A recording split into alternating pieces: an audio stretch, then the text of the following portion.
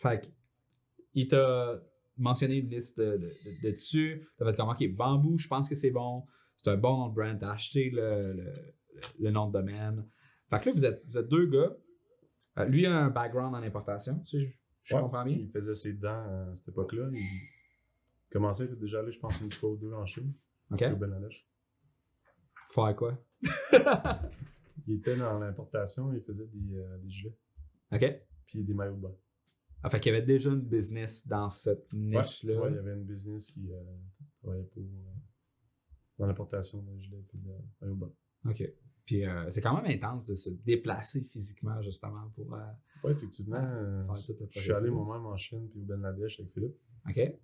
Puis ça a été tout un périple. Ça, c'est combien de temps après avoir acheté le nom de domaine que tu t'es dit « on s'en va en Chine » ? Je vais faire le petit recap avant d'aller en Chine. On a acheté le nom de domaine, bamboounderwear.com. On a commencé à travailler sur les maquettes, le nom. On a commencé à travailler un peu. J'ai commencé... j'avais des amis que je connaissais qui faisaient des sites web. En fait, ils font pas des sites web, mais ils font des... en plus, je sais pas comment le dire. Système de gestion.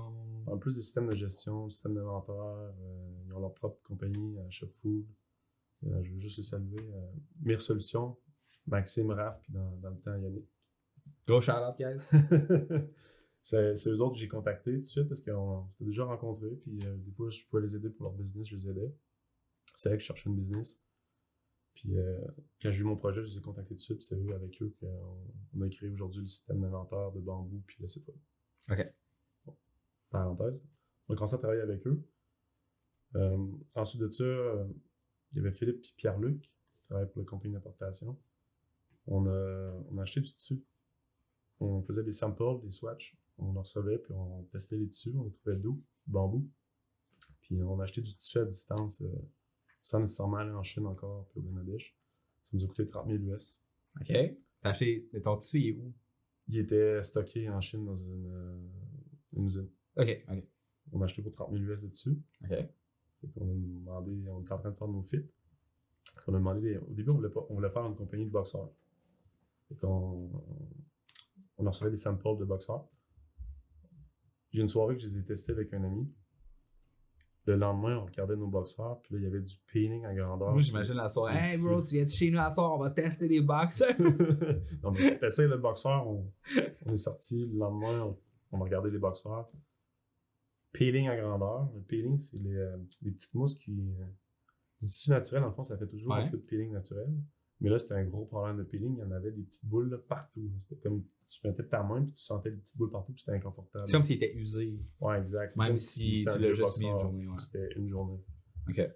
Premier problème de bambou. Mais toi, tu viens d'acheter combien de tissu? 30 000 US de tissu, puis ton tissu vaut rien pour faire du sous-vêtement parce qu'il peel à la friction avec le jeans pour les hommes. Dans ce temps-là, on ne savait pas encore, mais on allait faire la femme éventuellement. Mais c'est tellement de problème. Les femmes vont porter aussi avec du jeans, ça va faire de la friction, puis ça va faire du peeling. On avait un problème en partant à la compagnie, 30 000 US. Et t'es parti à moins 30 000. Je suis parti à moins 30 000. Ça t'a pas découragé de dire... Ben, rendu là, faut que tu continues. C'est pas le choix. Tu peux pas juste... Ouais, tu te dis, tu veux aller chercher ton 30 000 que t'as perdu aussi. Hein. Exact. C'est là qu'on a décidé de faire plus de tests. Tout ce qui était en bambou, que ce soit les compétiteurs, n'importe quoi, n'importe des draps, on cherchait du bambou qui n'allait pas piler à la friction. On a trouvé un fournisseur.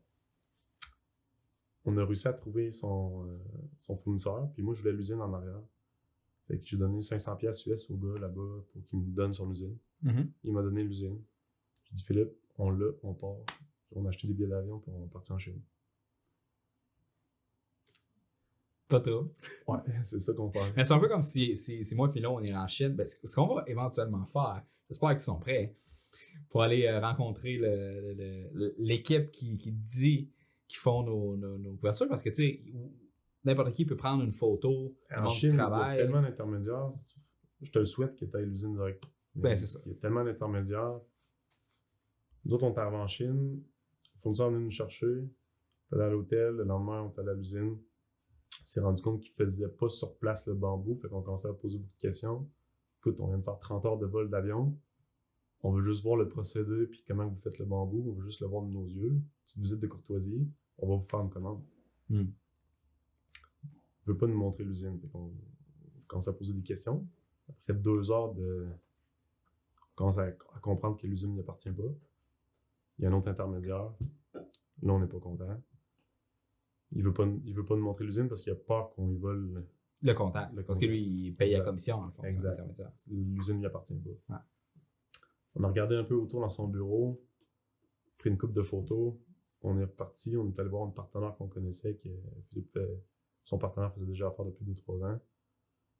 Dans son bureau, on voit un livre rouge. On a vu le même livre chez lui qu'on pensait qu'il y avait l'usine. Elle dit, c'est un livre, dans le fond, que tu trouves juste sur le marché à Guangzhou ou Shenzhen, je ne me rappelle plus. Il y a 115 000 fournisseurs. C'est juste pas comme si le monde vont pouvoir voir la différence dans leur tête. Ouais, exact. Puis là, on dit, bon, on va là, c'est sûr que notre tissu est là. Puis là, à part à rire, c'est impossible qu'on trouve le tissu là. Il y a 115 000 fournisseurs. Moi, puis Phil, on est déterminés. Je suis en Chine, je suis là le temps qu'il faut pour trouver le tissu. Fait que j'ai dit, on y va. On nous a amené le lendemain en voiture. On est allé au marché. On a passé la journée là. Mais eux autres, sont-tu là à l'année?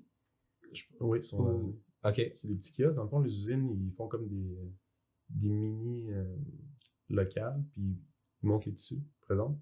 Les acheteurs vont sur place, puis ils se promènent de boutique en boutique, puis ils font leur commande sur place. Ils touchent le tissu, OK, ben vous êtes calme, je reprends telle quantité, tant de couleurs. Ils font leur commande.